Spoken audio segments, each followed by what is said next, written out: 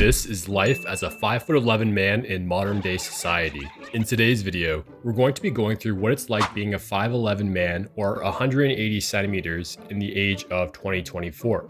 This is life as a 5'11" man in modern day society.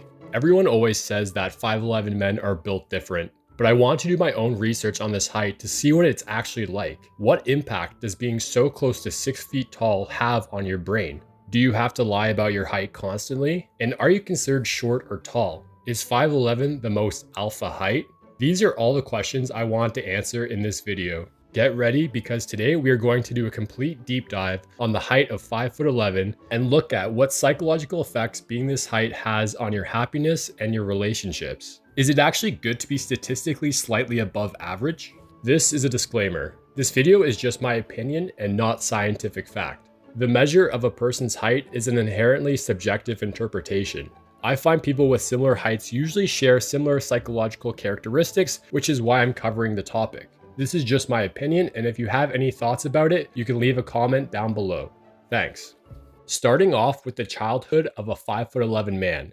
So with this height, you usually have zero idea that you're going to end up being this tall when you're a kid.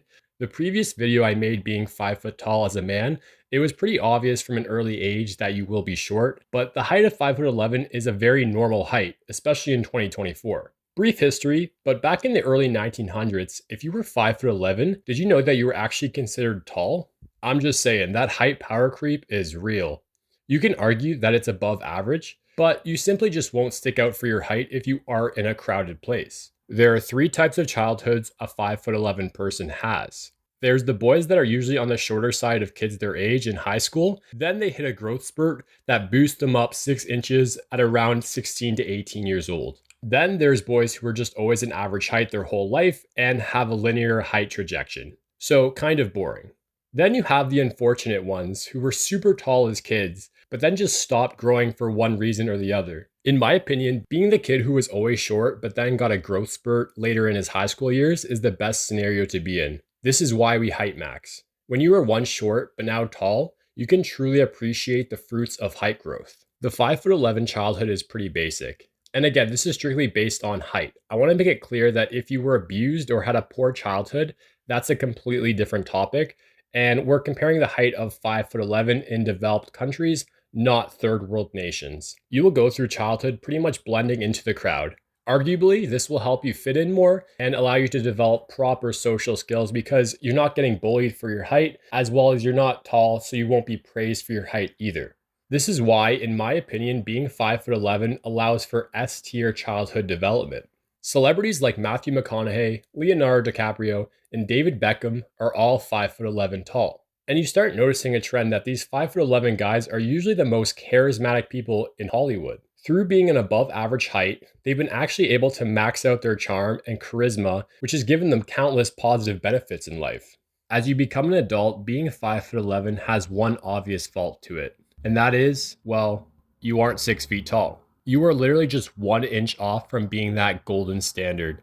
Something every girl loves to hear, which is 6 feet tall. I can personally guarantee you that every man who's 5'11" tall has lied about their height at least once.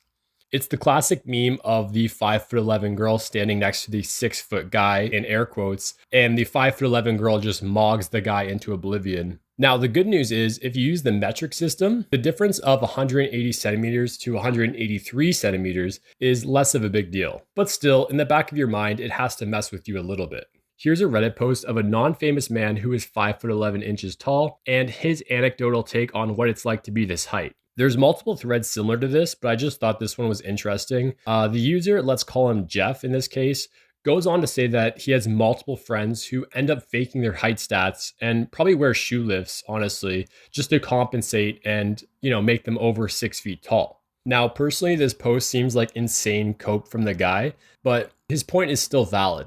Like, you can make the argument that 5'11" men are the most insecure about their height, but I still argue that being this tall is the best height for developing the best social skills in life, which allow you to get higher paying jobs and be in healthier relationships. Not to mention, you will experience less height-related pains than your taller counterparts, making you able to last longer and be a more durable specimen in general.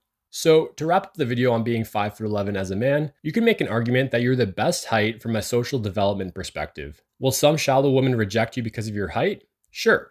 Will you lose some job interviews out to taller men just solely based on height? Yes, of course. But all these life setbacks will ultimately make you a stronger man, which will yield more happiness. Of course, all the 6 feet insecurity nonsense aside. This is why 5'11" is arguably one of the best heights to be at if you are a man. Thanks for watching. Also, if you have any heights you want me to cover next, let me know down in the comment section below, and I look forward to seeing you in my next video. Have a good one.